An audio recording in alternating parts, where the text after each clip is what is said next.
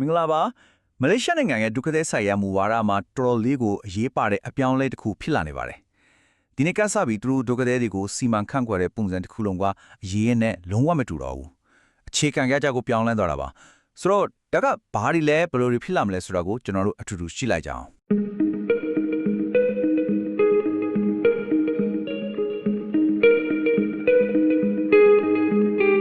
အရင်တုန်းကဆိုရင်ပေါ့နော်ဒုက္ခသည်တွေကိုမဖုန်တင်တာကကုလသမဂ္ဂရဲ့ဒုက္ခသည်များဆိုင်ရာမဟာမင်းကြီးယုံ UNHCR ကပဲအဓိကတာဝန်ယူခဲ့တာဒါပေမဲ့အခုကြီးမားတော့ပြောင်းလဲကတော့2016 January 10ရက်နေ့မှာအစားတော့မယ်အဲ့ဒီကစပြီးဒီလုံကန့်တဲ့တစ်ခုလုံးကိုမလေးရှားအစိုးရကတိုက်ရိုက်ကင်တွယ်တော့မှာပါပြောရရင်တော့ဒါကအာဏာကိုလုံးလုံးလွှဲယူလိုက်တာပဲကဲစနစ်အသစ်စပြီးဆိုတော့ဘယ်သူတွေကိုအရင်ဆုံးစပြီးမပုံတင်ပေးမလဲမလေးရှားဆိုရကတော့သူတို့ရဲ့အစီအစဉ်မှာအထီးခိုက်လွယ်ဆုံးလို့သတ်မှတ်ထားတဲ့အုပ်စုတွေကိုပထမဆုံးအာရုံစိုက်နေပါတယ်အထီးကဦးစားပေးအုပ်စုနှစ်ခုရှိပါတယ်ပထမတစ်ခုကတော့နိုင်ငံတော်ဝန်ကလူဝင်မှုကြီးကြပ်ရေးထိန်းသိမ်းရေးစခန်း16ခုမှာရှိနေတဲ့ရိုဟင်ဂျာဒုက္ခသည်အထူးဆောင်ရှောက်ရေးကေဟာ၄ခုကကလင်းငယ်တွေပဲဖြစ်ပါတယ်ဒီကေဟာတွေကထိန်းသိမ်းရေးစခန်းတွေမှာမွေးဖွားလာတာဒါမှမဟုတ်မိဘတွေနဲ့ကွဲကွာသွားတဲ့ကလေးတွေအတွက်ယာယီခိုလုံစရာနေရာတွေပေါ့ဒီအပြောင်းလဲကဘယ်လောက်မြင်မြင်ဖြစ်နေလဲဆိုတာဒီကိန်းဂဏန်းကိုကြည့်ရင်သိနိုင်ပါတယ်လီတောင်3ယောက်ဒါက PTA ဝန်ကြီးဌာနကအခုအချိန်ထိအချက်အလက်မှတ်တမ်းတိုင်ပြီးသွားတဲ့ထိန်းသိမ်းခံထားသူအရေးအတွက်ပါဆိုတော့ဒီအစီအစဉ်က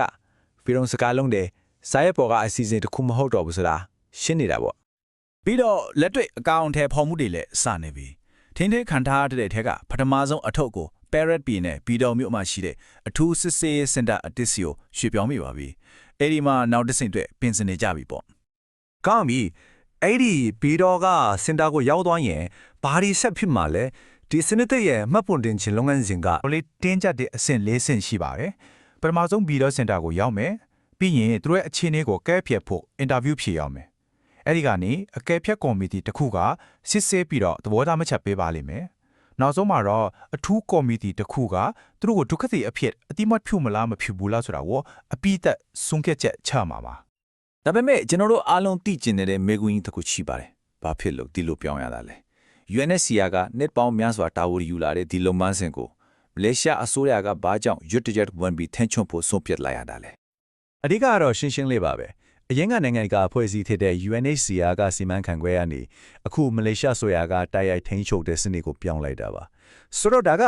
ရုံးလုံကန်ပြောင်းလဲလေတခုမဟုတ်ဘူးဒါကမလေးရှားနိုင်ငံကသူတို့ရဲ့နိုင်ငံထဲမှာဘသူတွေနေထိုင်တယ်လဲဆိုတာနဲ့ပတ်သက်ပြီးအချုပ်အခြာအာဏာကိုအပြည့်အဝပြန်ယူခြင်းတယ်ဆိုတဲ့သဘောထားကိုပြလိုက်တာပါပဲ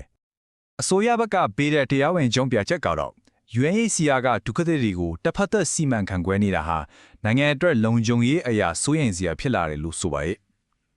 တနည်းအားဖြင့်ပြောရရင်ဒီဆုံးဖြတ်ချက်တွေမှာသူတို့ပါဝင်ခွင့်မရှိတာကိုလက်မခံနိုင်ဘူးလို့ရှုမြင်တာပေါ့